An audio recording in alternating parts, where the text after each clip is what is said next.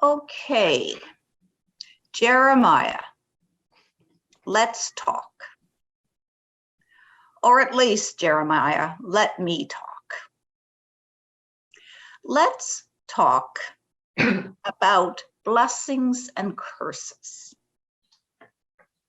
Let's talk about plants that thrive in conditions that are ideal for them and ones that wither in environments that were never meant to sustain them. How can you be so judgmental of poor plants who don't have a single raindrop in the desert chance to turn anything green? Now, Jeremiah, it's not that I don't like you, because I do. I have a great deal of respect for you. So I'm going to give you the benefit of the doubt.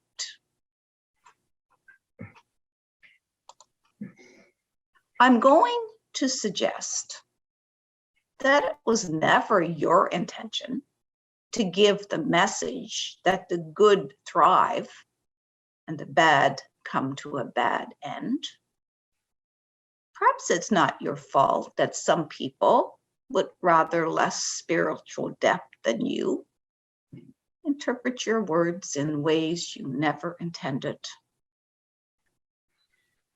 Was it perhaps some rich and powerful princes of the church who first taught that their wealth and position were sure signs of God's approval of them, while the poor souls who sprawled sick and dying at their gates had obviously done something terribly, terribly wrong? Or was it some victorious in battle generals who surveyed body-heaped battlefields and took that as a sign of how greatly God favored them? I am well aware, Jeremiah, that I can't begin to know the circumstances in which you wrote the words we heard a few minutes ago. I don't know what was said at the meetings you attended in those anxious days, or what you saw and heard from the people on your streets. Sure, I know a little about the politics and power plays of your time. I know that the massive Babylonian Empire was threatening invasion of your vulnerable little homeland, Judah. I can imagine how helpless and scary that must have felt. I also know that some of your leaders were looking to join forces with Egypt in the hope that together you might prevail over your common enemy. Jeremiah, you make it clear you think that was a very bad idea. It seems you didn't want your people to put any faith in joint armies. You wanted them to put their trust in God instead. But what exactly do you mean by that? What do you mean them to do? Do you mean your people to go to battle all on their own and expect thunderbolts from heaven to set the Babylonians to flight? That doesn't sound like a great plan to me.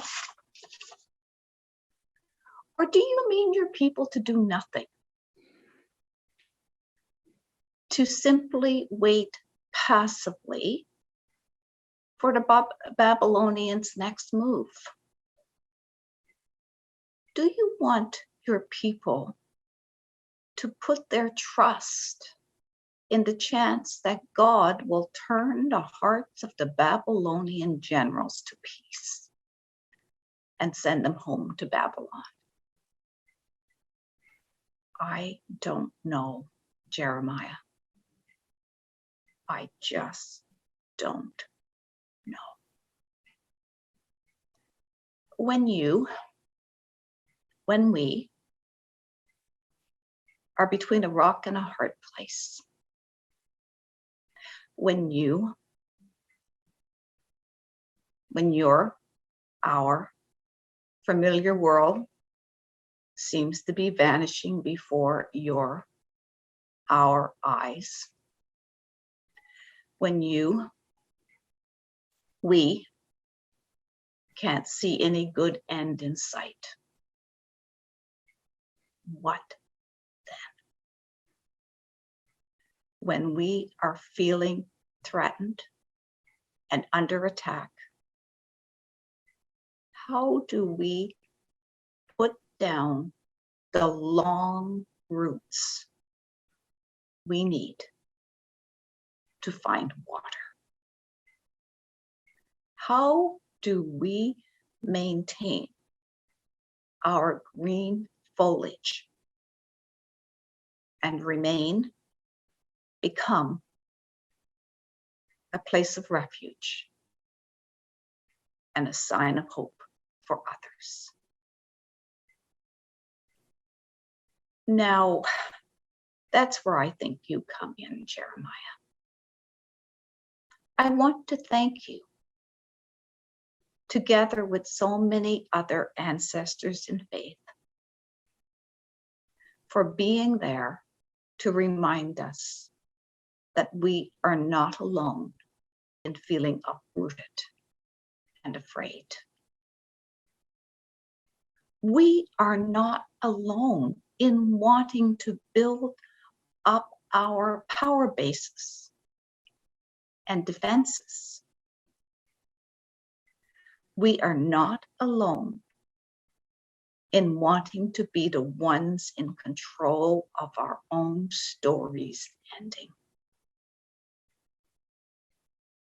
We have you, Jeremiah, together with so many others reaching out to us from the long ago and the not so long ago past, to show us that when we are in hard places, in really hard places, if we send our roots down far enough, we will find God there. Over and over again, you and others discovered not a power over fix-it-all God, but a water in the desert God who opens a way, not always for us to get what we want, but to get what we need to continue to be who we are called to be. And who are we called to be in these times? What values are we called to uphold? To where does the needle of the moral compass we are called to follow point? What does having faith in the Holy One and reposing our entire trust in Adonai look for us right now? I don't have definitive answers for these questions, but I have some thoughts. I think, for example, it looks like an exhausted healthcare worker digging deep for a small reservoir of strength to get through yet another shift. I think it looks like holding on to patience, governments and police forces, not wanting to do harm to anyone, even those who are seeking to do harm to others. I think having faith in the Holy One and reposing our entire trust in Adonai is hard to do when we just want the hard times to be over and the good times to roll. I think it's far too easy to put our faith in deceptively quick fixes, whether that means an end to vaccine mandates or the handing out of harsh consequences to people who impede the freedom of others in pursuit of their own. Now, I know my next question is not the sort of question we tend to ask at Holy Trinity. We're not that kind of church. But what would Jesus do? What would Jesus do if he were here right now?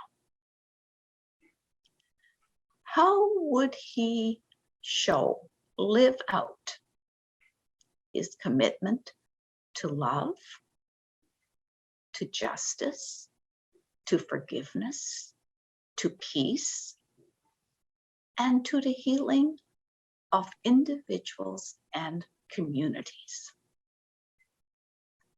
What would Jesus be doing right now to bring abundant life to others? And given that we are his eyes, his hands, and his voice in these times, what will we do? And to return to a final word from Jeremiah, may we not give up bearing fruit. Amen.